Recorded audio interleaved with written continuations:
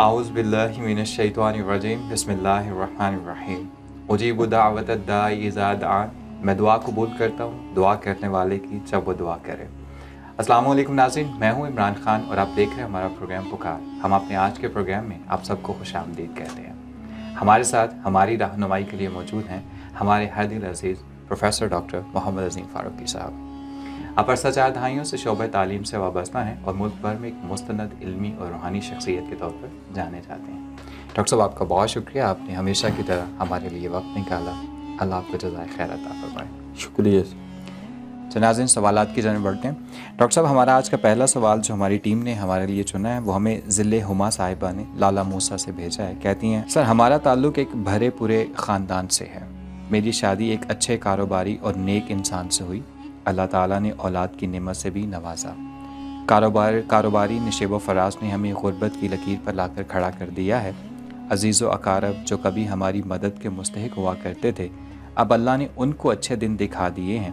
पहले ये लोग हमारे घर का पानी भरा करते थे, लेकिन अब ये हालत है कि आहिस्ता आहिस्ता सब रिश्तेदार हमारी गुर्बत की वजह से हमें छोड़ते जा रहे हैं। यहाँ तक कि मेरी बेटी का रिश्ता भी जो कभी मिन्नत समाजत करके मांगा गया था वो भी तोड़ दिया है। जनाब, बच्चे अभी तालीम के मराहिल से गुज़र रहे हैं। अल्लाह ताला से अच्छे दिनों की उम्मीद है, जब वो आएंगे तब आएंगे, लेकिन खूनी अजीज़ रिश्तेदारों की बेरुखी बहुत दुख देती है। मेरे शौहर इस सिलसिले में बहुत दिल बर्दाश्ता हो गए हैं।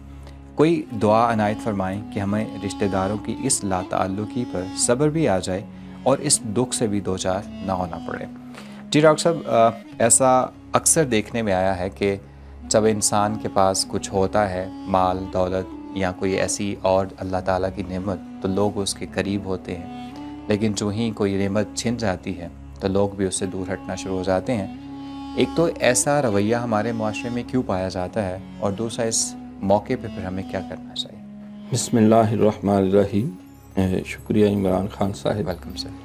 हमारी बहन ने जो सवाल किया है वो अपने क़ल्बी जज्बात का इजहार है, और यकीनन अल्लाह ताला का भी ये फरमान है कि अहले ज़िक्र से मशवरा रहनुमाई हासिल करो अगर तुम्हें इल्म नहीं है।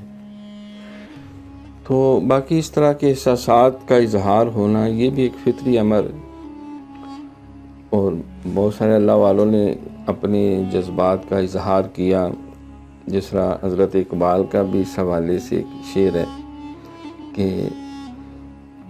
अपने भी खफा मुझसे बेगाने बिना खुश, मैं ज़हर हलाहल को कभी कह न सका कल।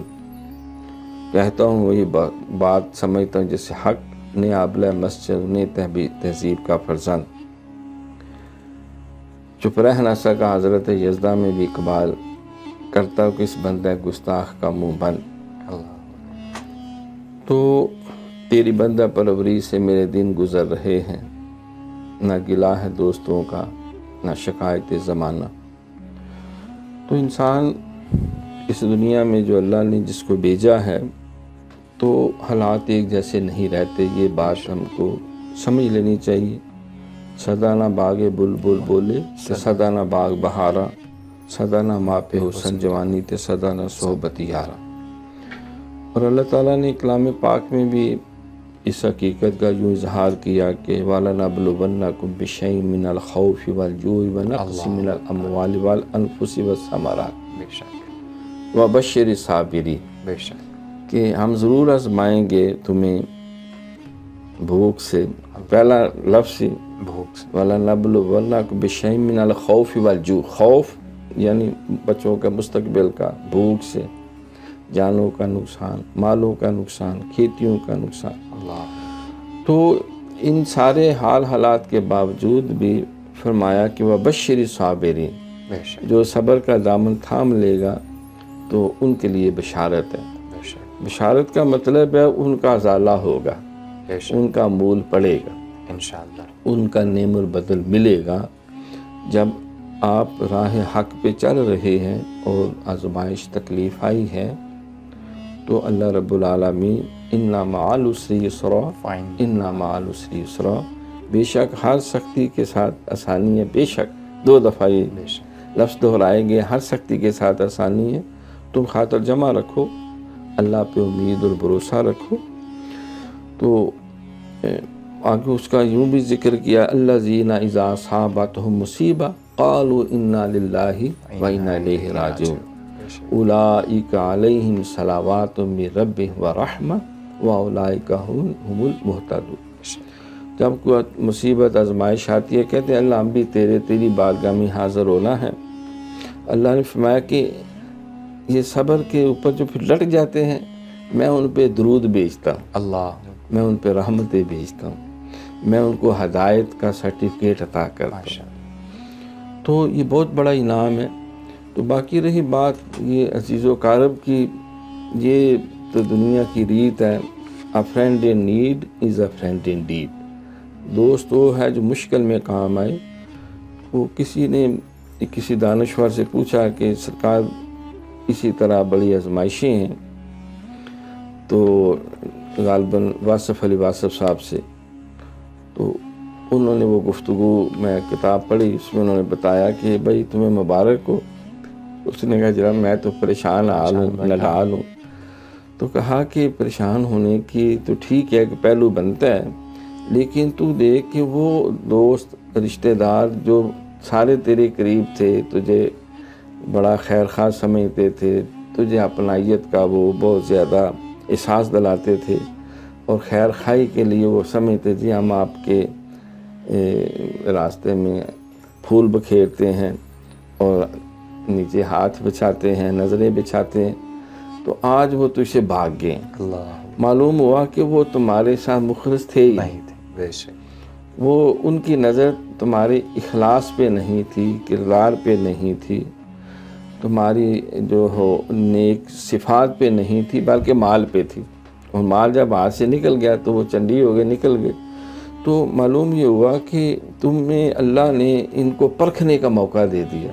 اللہ، کھرے اور کھوٹے کی تمیز ہوگی جو کسی طرح نہیں کر سکتا تھا، چاہے ساری دولت بھی ان پہ لٹا دیتا، تمہیں کبھی نہیں پتہ چلنا تھا نہ یہ تیرے ساتھ مخلص ہے، نہ تیری آل اولاد کے ساتھ مخلص ہے، اور یہ صرف جو ہے وہ پیسے کے پجاری ہیں، مفاد پرست لوگ ہیں۔ تو مفاد پرست لوگوں کا کوئی دین مذہب عقیدہ نہیں ہوتا، وہ صرف اپنے مفاد کے بندے ہوتے ہیں، جہاں سے پورا ہوا اور پھر وہ اپنے راستے پہ چل پڑتے۔ بلکہ حضرت علی رضی اللہ تعالیٰ کا ایک قول ہے، امام حسن علیہ السلام کو وصیت کرتے ہوئے فرمایا کہ بیٹا ایسے دوست یا ساتھی کے ساتھ کبھی وابستگی اختیار نہ کرنا جو تمہیں بیچ ڈالے صرف اس طمع پہ کہ تجھے بیچ کر اسے کوئی روٹی کا لقمہ مل سکتا ہے، ملا نہیں، مل سکتا ہے، جو روٹی کے لقمے پہ تمہیں بیچ ڈالے۔ تو یہ تو دنیا کا دستور چلا آ رہا، لہٰذا اس پہ اس اعتبار سے غمزدہ نہیں ہونا۔ تو اس دانشور نے یہ بھی ساتھ کہا کہ دیکھو آپ کو جب تکلیف آئی ہے تو آپ صبر کر رہے ہیں، تو اللہ کا وعدہ ہے ان اللہ مع الصابرین، بے شک میں صبر کرنے والوں کے ساتھ ہوں۔ تو اگر اس تکلیف کے نتیجے میں اللہ مل گیا اللہ، تو گھاٹا کس چیز کا؟ کس چیز کا؟ خطرے میں تو کوئی بات نہیں، کیونکہ جس کے ساتھ اللہ ہو، جنہوں اللہ رکھے انہوں کون چکھے۔ بے شک، تو بڑی اچھا انہوں نے یہ بات سمجھائی۔ پھر کہا کہ اگر تکلیف آنے پہ انسان مزید اللہ کی طرف رجوع کرے تو نعمت، اور ثابت قدم ہوئے تو یہ تکلیف اس کے لیے باعث رحمت، بے شک، باعث برکت ہے، اللہ کے قرب کا ذریعہ۔ بے شک، اور جو ہے وہ اگر انسان بھٹک جائے اور اللہ سے دور ہو جائے اور مزید اللہ معاف کرے نافرمانی میں چلا جائے اور گلے شکوے شروع کر دے، تو سمجھے یہ تکلیف پھر اس کے لیے یہ ایک آزمائش ہے اور بہت بڑی ابتلا ہے۔ یہاں مفسرین فرماتے ہیں کہ حضرت یوسف علیہ السلام اپنے بیٹے کو ڈھونڈنے کے لیے خود بھی وہ کنعان کے جنگلوں میں گئے، آوازیں بھی بڑی دیں، بھیڑیوں کو بھی بلایا، کوئی نہیں پتہ چلا، حالانکہ قریبی کنویں میں تھے۔ تو پھر جب 40 سال تک صبر کیا اللہ، اور التجا انما اشکو بسی و حزنی الی اللہ، تو پھر وہ سینکڑوں میلوں ہزاروں میلوں سے ابھی مصر سے چلے ہیں، تو کہا مجھے یوسف کی خوشبو آ رہی ہے۔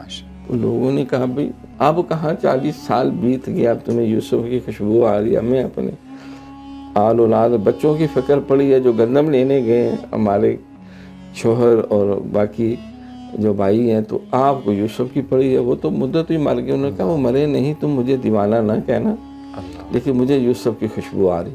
اس سے پہ مفسرین فرماتے ہیں کہ انہوں نے 40 سال صبر کیا، آزمائش سے گزرے اور اللہ کے بارگاہ سے وہ دور نہیں ہوئے بلکہ جڑے رہے. تو اللہ نے ان کے اس درجات میں جو اضافہ کیا اس کی وجہ سے اس صبر کے نتیجے میں کہ وہ آپ سینکڑوں میلوں سے اس کی خوشبو سونگ رہے ہیں، حالانکہ وہ خود بھی نہیں تھے بلکہ کرتا آ رہا تھا. تو دعائیں کون سی ہمیں اس پہ پھر مانگنی؟ تو دیکھو انہوں نے بھی دعا کی کہ انما اشکو بسی و حزنی اللہ. پھر یہ ہے کہ بعض کا انسان جو ہے وہ اس طرح کی آزمائش آ جاتی ہے تو کوئی ضروری نہیں اس نے کوئی ایسی خطا یا غلطی کی ہے. یہ اللہ تعالیٰ کا اصول ہے. حضرت ایوب علیہ السلام کا ذکر ہے، دنیا کی ہر نعمت تھی، اللہ نے آزمانا چاہا تو ہر نعمت واپس لے لی، اور 23-24 سال پھر اس میں آپ آزمائش میں رہے. تو انہوں نے صبر کا دامن نہیں چھوڑا، پھر اللہ نے رحمت کر دی اور پھر سب کچھ دے دیا. پھر ایسا بیٹا بھی دیا حضرت ذوالکفل جو ہے، جو کہتے ہیں پھر دنیا کو انہوں نے فتح کیا. تو صبر کے نتیجے میں جو ہے وہ اللہ تعالیٰ اپنی رحمت کے دروازے کھولتے ہیں. اس کے لیے پھر جو بزرگوں کی تعلیمات ہیں کہ ہر نماز کے بعد ایک دعا سرکار کی سنتوں سے ہمیں پتہ چلتا ہے، وہ کم از کم 3 دفعہ مانگی جائے. اللہم اکفنا بحلالک عن حرامک واغننا بفضلک عمن سواک. اللہم اکفنا اے اللہ ہمیں حلال کے ذریعے کفایت فرماؤ حرام کی بجائے، واغننا بفضلک ہمیں اپنے فضل سے پھر غنی کر دیں. سبحان تو اپنے واغننا فضلک اپنے فضل سے پھر غنی فرما دے، اور تو ہی سارا کچھ عنایت کرنے والا ہے. اور یہ بھی کہ اللہم انا لنسألک علما نافعا ورزقا واسعا طیبا حلالا وعملا مقبولا. یہ دعا بھی ہر نماز کے بعد پڑھی جائے. اور سورۃ قریش جو ہے یہ فجر کی سنتوں فرضوں کے درمیان اگر 21 یا 41 دفعہ بسم اللہ سمیت باقاعدگی سے پڑھی جائے تو اللہ تعالیٰ اس کی برکت سے بھی رزق کے دروازے کھول جاتے ہیں. ماشاء اللہ، کیا خوب فرمایا. جو صبر پر ڈٹ جاتا ہے پھر اللہ اس پہ درود بھیجتا ہے. ماشاء اللہ. ناظرین، اللہ تعالیٰ فرماتا ہے ان اللہ مع الصابرین، اور پھر اللہ یہ بھی فرماتا ہے کہ وتواصوا بالحق وتواصوا بالصبر. تو جو صبر پر ڈٹ جاتا ہے اللہ بے شک اس کے ساتھ ہوتا ہے. اور اگر تنگیاں آئیں تو گھبرانا نہیں، خوش ہو جانا ہے، چونکہ ان مع العسر یسرا، ہر تنگی کے بعد آسانی ہے. تو آسانیاں ہمیں ضرور ملیں گی. یہاں پہ وقت کو ایک چھوٹے سے وقفے کا، ملتے ہیں وقفے کے بعد.